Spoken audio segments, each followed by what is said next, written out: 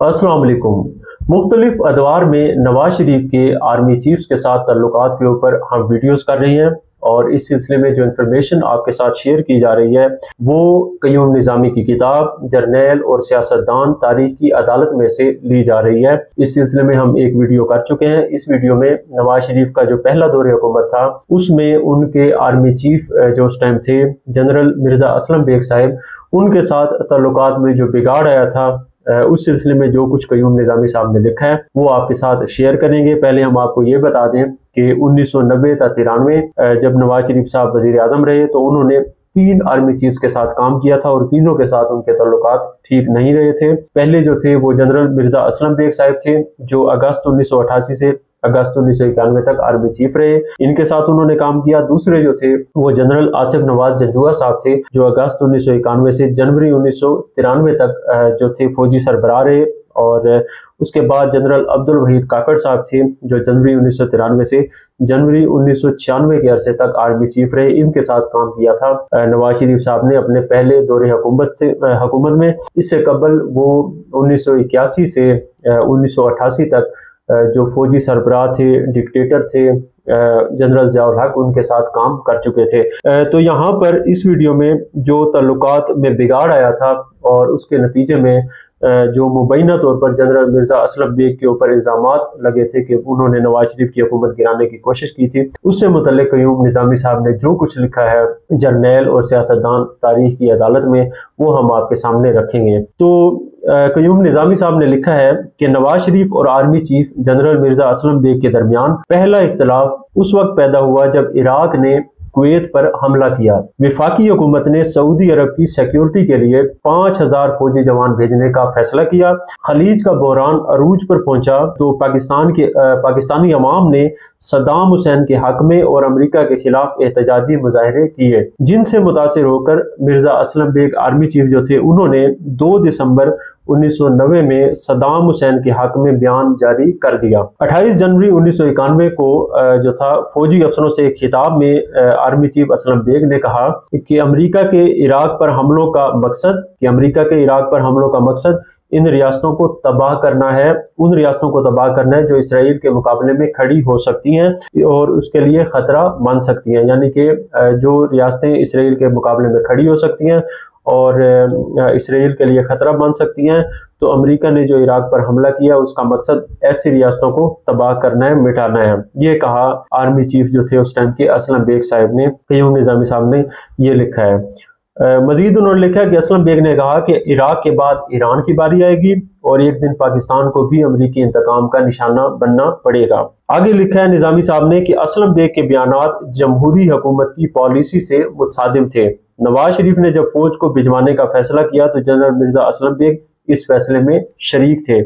उनके बयान ने हुकूमत के लिए परेशान कुन सूरत हाल पैदा कर दी, यानी कि आर्मी चीफ का जो बयान था वो हुकूमती पॉलिसी से मुतसादिम था, तो सूरत हाल जो थी वो हुकूमत के लिए परेशान कुन हो गई। मगर नवाज शरीफ ने बयानात का जो था वो नवाज शरीफ नोटिस ना ले सके। ऐसे शवाहिद मौजूद हैं कि जनरल असलम बेग जो थे उन्होंने अदम एतमाद की तहरीक के जरिए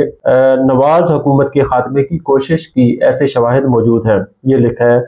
निज़ामी साहब ने। मगर फौज की एजेंसियां जो थी वो मतलूबा तादाद में अराकीन असम्बली की हमायत हासिल ना कर सकी, यानी कि अदम एतमाद के जरिए नवाज शरीफ की पहली हुकूमत के खात्मे की कोशिश की। फौज की पॉलिसी जो थी वो जो आर्मी चीफ थे जिन्होंने जो बयान की थी वो हुकूमती पॉलिसी के बरखिलाफ थी। जो कुवैत इराक की जंग थी, खलीज की जो जंग थी उससे मुतल्लिक, तो उसके बाद जो था अदम एतमाद के जरिए नवाज हुकूमत को ख़त्म करने की कोशिश की गई। क़य्यूम निज़ामी साहब ने ये लिखा है। लेकिन जो फौजी एजेंसियां थी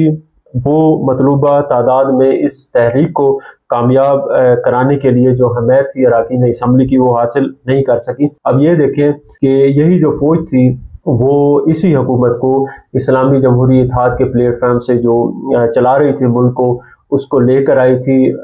سیاستدانوں میں پیسے بانٹ کر۔ اصغر خان کیس کی ہم بار بار بات کرتے ہیں، وہ انہی مرزا اسلم بیگ کے اوپر الزام تھا، تو انہی کے ساتھ یہ اختلافات ان کے پیدا ہو گئے اس خلیج کی جنگ کے اوپر۔ آگے قیوم نظامی صاحب نے لکھا کہ نواز شریف نے جنرل بیگ کی ریٹائرمنٹ سے 3 ماہ قبل ہی جنرل آصف نواز کو نیا آرمی چیف نامزد کر کے اپنے خلاف جو سازش تھی بیگ صاحب کی اس کو ناکام بنا دیا، یہ لکھا ہے قیوم صاحب نے۔ مزید انہوں نے لکھا امریکہ نے نواز شریف کو انتباہ کیا کہ جنرل بیگ اس کی حکومت کا تختہ الٹ سکتا ہے۔ امریکہ کی جانب سے یہ انفارمیشن دی گئی نواز شریف کو کہ آرمی چیف جو جنرل مرزا اسلم بیگ ہیں وہ حکومت جو ہے اس کا دھڑن تختہ کر سکتے ہیں۔ آگے انہوں نے اس واقعے کا ذکر کیا ہے جو میں ایک اور ویڈیو میں آپ کے سامنے رکھ چکا ہوں، واشنگٹن پوسٹ میں بھی یہ سٹوری لگ چکی ہے۔ سہیل وڑائچ کے ساتھ جو انٹرویو تھا غدار کون کتاب میں جو شائع ہوئے، اس میں بھی نواز شریف نے اس کو آن کیا ہے، تو اس کا ذکر کیا ہے قیوم نظامی صاحب نے بھی، وہ بھی میں آپ کے سامنے پڑھ دیتا ہوں۔ اس حوالے سے انہوں نے لکھا کہ نواز شریف کے بقول 1991 کے آغاز میں جنرل اسلم بیگ جو آرمی چیف تھے اور D G I S I اس ٹائم کے جنرل اسد درانی، انہوں نے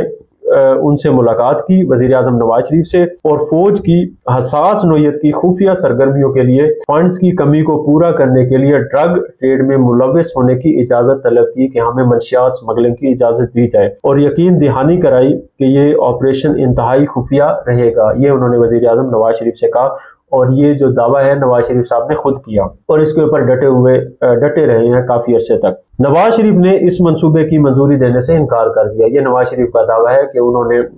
ڈرگ ٹریڈ میں ملوث ہونے کی اجازت طلب کی آرمی چیف اور D G I S I نے، لیکن وہ ڈٹ گئے اور انہوں نے اس منصوبے کی اجازت دینے سے فوج کی ہائی کمان کو انکار کر دیا۔ جنرل بیگ اور جنرل درانی دونوں نے نواز شریف کے اس الزام کو بے بنیاد کہہ کر مسترد کر دیا۔ اپنے ایک انٹرویو میں نواز شریف نے اپنے اس انکشاف کو قدرے وضاحت سے بیان کیا۔ انہوں نے کیا بیان کیا، اس سے متعلق آگے لکھا ہے قیوم نظامی صاحب نے، میرے پہلے دور حکومت میں ایک بار 2 سینئر فوجی جرنیل ملنے آئے، میٹنگ شروع ہوئی تو ایک جنرل نے کہا ملک کی معاشی حالت سنوارنے کے لیے منشیات کو حکومتی سرپرستی میں بیرون ملک بھجوایا جائے، ہیروئن جو ہے برآمد کرنے سے ملک کی معاشی تقدیر بدل جائے گی۔ یہ نواز شریف کے بقول ان کو ایک سینئر جرنیل نے کہا۔ نواز شریف نے اس انٹرویو میں کہا کہ میں جنرل صاحب کی یہ بات سن کر بہت حیران ہوا، اور میں نے سختی سے پوچھا کہ یہ جو ہے یہ آپ کیا کہہ رہے ہیں؟ تو جرنیل جو تھے جنہوں نے یہ بات کی تھی انہوں نے جھیپتے ہوئے کہا کہ یہ تو صرف تجویز ہے۔ اس پر دوسرے جرنیل جو تھے بولے کہ تمام ترقی یافتہ ملکوں نے بلیک منی سے ہی ترقی کی ہے، کہ جتنے بھی ترقی یافتہ ملک ہیں انہوں نے کالے دھن سے بلیک منی سے ترقی کی ہے، انگلینڈ ہو یا سوئٹزرلینڈ، یہ سب بلیک منی سے ہی امیر ہوئے تھے۔ تو یہ بتا رہے تھے بقول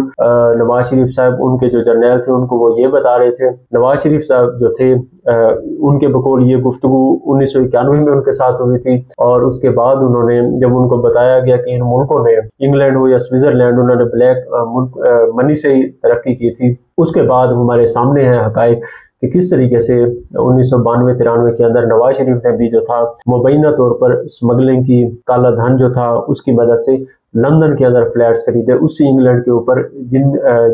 اسی انگلینڈ میں انہوں نے فلیٹ خریدے، جس سے متعلق وہ جرنیل ان کو بتا رہے تھے کہ وہاں پر جو کالا دھن ہے اس کی مدد سے وہاں پر ترقی ہوئی ہے۔ تو انہوں نے بھی ان ممالک کی ترقی میں اپنا حصہ ڈالا مبینہ طور پر، کیونکہ ان فلیٹس کی منی ٹریل آج تک بھی یہ خاندان دینے سے ناکام رہا ہے، لیکن نواز شریف صاحب ابھی تک وہیں پر قیام پذیر ہیں لندن فلیٹس میں۔ نواز شریف صاحب جو ہیں انہوں نے یہ کہا کہ جرنیل نے جیتتے ہوئے انہیں یہ بتایا کہ یہ تو صرف ایک تجویز ہے۔ اس پر دوسرے جرنیل بولے کہ تمام ترقی یافتہ ملکوں نے بلیک منی سے ہی ترقی کی ہے، انگلینڈ ہو یا سوئٹزرلینڈ، یہ سب بلیک منی سے ہی امیر ہوئے تھے۔ امریکہ نے دوسرے ممالک کی دولت لوٹی ہے، اور ہمیں بھی چاہیے کہ اس موقع سے فائدہ اٹھائیں اور ملک کو منشیات کی اسمگلنگ سے خوشحال بنائیں۔ ان کے بقول ان کو یہ جرنیل بتا رہے تھے، سینئر جرنیل، اور واشنگٹن پوسٹ کے اندر جب یہ اسکینڈل بریک ہوا تھا، اس کے اوپر ایک ویڈیو موجود ہے میری، اس میں انہوں نے بتایا تھا کہ یہ جو جرنیل تھے ان کو بتانے والے جو اس گفتگو کے اندر شریک تھے، ایک ان میں آرمی چیف جو تھے جنرل مرزا اسلم بیگ صاحب تھے، اور دوسرے D G I S I اس ٹائم کے جنرل اسد درانی صاحب تھے۔ نواز شریف صاحب نے یہ بتایا اس انٹرویو کے اندر کہ میں نے فوجی جرنیلوں کی اس تجویز کو منشیات کی اسمگلنگ کی جو تجویز تھی اس کو سختی سے رد کر دیا۔ یہ انہوں نے الزامات بھی لگائے تھے جب یہ دونوں صاحبان چلے گئے تھے۔ مرزا اسلم بیگ صاحب اور اسد درانی صاحب وہ افراد ہیں جن کے اوپر سنگین نوعیت کے الزامات ہیں کہ انہوں نے پیسہ بانٹ کر فوجی جو تھے ان وسائل کو بروئے کار لا کر جو 1990 کا الیکشن تھا اس کو ریگ کیا تھا، اور اس کے سب سے بڑے جو بینیفیشری تھے وہ نواز شریف صاحب تھے۔ انہیں وزارت عظمیٰ ملی تھی اسی کے نتیجے میں، اور اسی کے بعد ان کے لندن فلیٹس بنے، کاروبار پھیلا، جو بھی چیزیں ہوئی بعد کی جو ان کی سیاست ہے اسی کی وجہ سے۔ لیکن انہوں نے کچھ عرصے بعد ان جرنیلوں کے اوپر یہ سنگین نوعیت کا الزام جو تھا عائد کیا تھا۔ قیوم نظامی صاحب نے مزید لکھا ہے کہ امریکہ کے سول حکومت کی نسبت پاک فوج سے تعلقات جو تھے وہ گرم جوش رہے، اچھے رہے۔ نواز شریف نے امریکی دورے کی خواہش کا اظہار کیا اپنے پہلے دورے حکومت میں، مگر امریکہ سے ان کو اس دورے کی دعوت نہیں ملی، جبکہ فوج کے جرنیل جو تھے وہ امریکہ کے دورے پر جاتے رہے۔ جو ایک سویلین سربراہ تھے وہ خواہش کا اظہار کیا انہوں نے کہ وہ کرنا چاہتے ہیں دورہ، لیکن امریکہ نے ان کو دعوت نہ دی۔ لیکن جو فوج کے جرنیل تھے، مقتدر جو حلقے تھے ان سے تعلق رکھنے والے، وہ امریکہ کے دورے پر جاتے رہے جو غیر منتخب لوگ تھے۔ امریکہ کے اسٹیٹ ڈپارٹمنٹ کا یہ خیال تھا بقول قیوم نظامی صاحب کہ پاکستان جو ہے خلیج میں امریکی مفادات کا تحفظ کر سکتا ہے۔ آگے انہوں نے لکھا ہے کہ جنرل اسلم بیگ صاحب جو تھے اپنی سروس کی مدت پوری کرنے کے بعد ریٹائرڈ ہو گئے، اور ان کے بعد جو تھے جنرل آصف نواز جنجوعہ صاحب ان کے جانشین نامزد ہوئے تھے۔ اس دوران کیا ہوا تھا،